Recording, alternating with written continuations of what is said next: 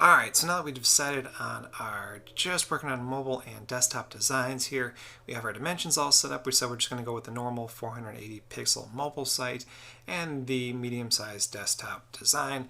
Now what we can do is start wireframing. And everybody can wireframe a little bit differently. I like to do it a very basic with boxes and text just to kind of get some basic information on the page set up so that I know how things are going to react going from desktop to mobile. A lot of times I don't design for tablets. Sometimes I do. Depends on the complexity of the website. The reason I would not want to do it maybe is just because going from desktop to mobile, usually as long as the site's responsive, it'll all fill in the gaps. You can work out the little tweaks as you need to. But again, for more complex websites, it is nice to have that tablet look. Just depends. So what I want to start with here is the way that I wireframe is I'll create a shape box over here. I'll just create the rectangle tool for right now. And I want to make sure that it has a gray fill. I can maybe choose something a little bit lighter there.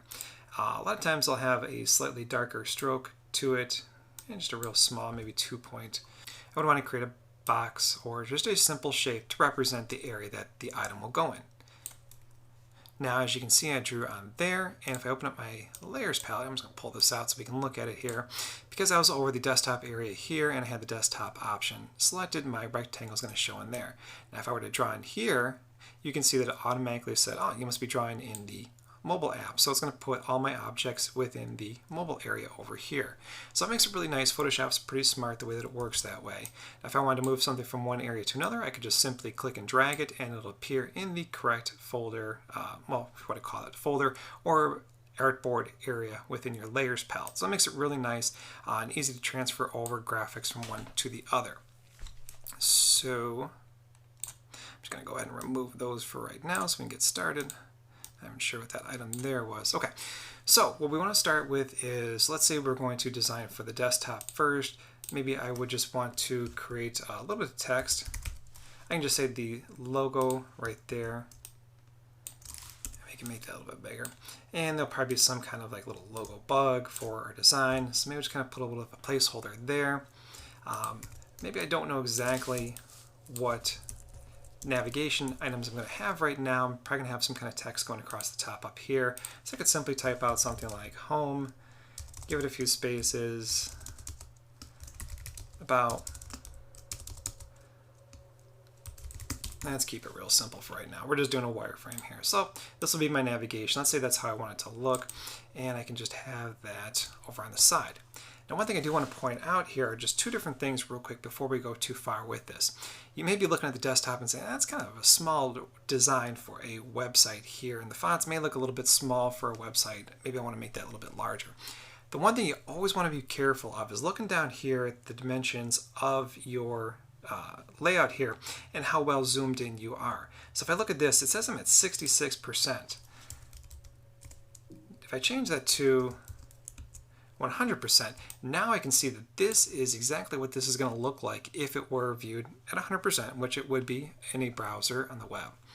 So for right now, I'm just going to go ahead and zoom out a little bit here. I'm going back to like 66%, which is where it goes down to, just so I can kind of get some of the elements on the page, and I can go back and tweak everything out later.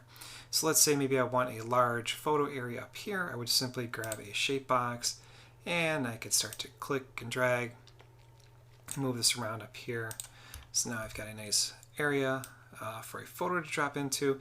You will see that as I start to create shapes, I can click and drag and I'll actually snap to a lot of edges here, which makes designing very helpful. Sometimes if you didn't have that set up properly, you would have a little gap in there, so it's nice. I want to have that photo go full screen up there. Then maybe I want to have a bunch of text just going down across the bottom here.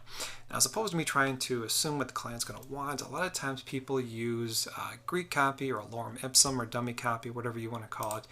Personally, I like to use lorem ipsum, and I go to lipsum.com. And if you scroll down here a little bit, you can see that there is pre-made lorem ipsum that you can just copy and paste, or you can actually say, hey, go ahead and create me, let's say, 2 paragraphs worth of lorem ipsum, and you can generate it, and it'll create that for you. So what I'm going to do is I'm going to copy that code, or excuse me, that text, and I'm going to drop it into the next area down here.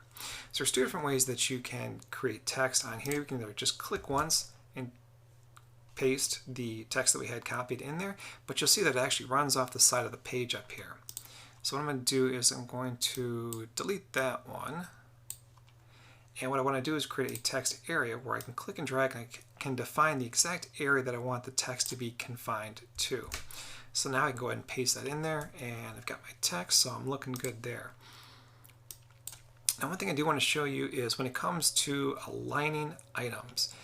In Photoshop, you've got some really nice options here to align things up without having to be very specific as far as having to like draw lines and create guides and things like that, which you can absolutely do. You can create a guide. Let's say I wanted to align my text up with the edge of the logo here. I could do that, and I can see that my text is actually a little bit off from the edge of the logo.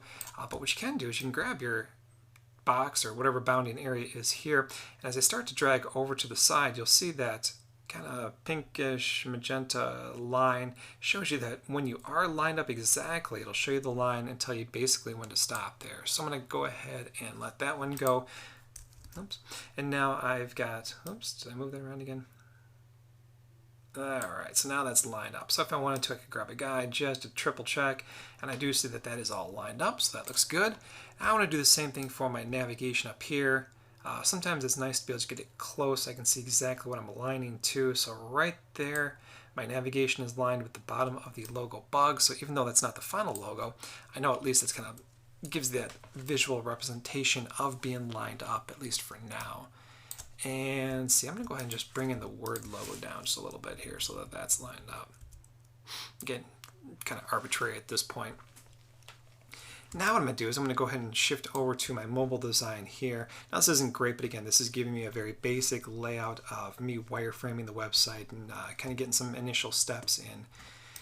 For the mobile device over here, all I have to do is just come over. I could click on the mobile layer area over here, but I could also just be still on the desktop version and start drawing over here, and it'll switch over. So what I want to do here is I'm going to create another logo area. In fact, I can just copy and paste most of the stuff over. So let's go ahead and do that. So I'm going to duplicate it, but I'm going to drag it over to this object over here. And you can see as soon as I do, it will pull it into the mobile device area here. Now, the one thing that did not get pulled into the mobile folder that you'll see is the navigation that we created of home, about, and contact.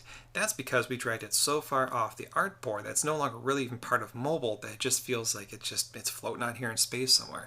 So what I can do is click on that layer, and I can pull it back over until it's within the artboard of mobile, and it appears back in the mobile folder here. So that's real nice, kind of helpful. With this one, I'm going to go ahead and move over my logo. Actually, is it that one there? Nope. That one and that one. The word logo, and I can just shift click or command click on the object to select it. There we go. So it's a little bit closer to the edge there. I'll move home and about, move that over so I've got kind of equal amounts of room on the left and the right there. Now my image itself, which is this one, I'm going to make that one a little bit smaller so it fits within here, so it's not going flying off the side. And I'm going to grab my text. Now this is going to have to be a little bit different here. Let's see, I'm going to click just to make sure that it's lined up with the logo. There's my line.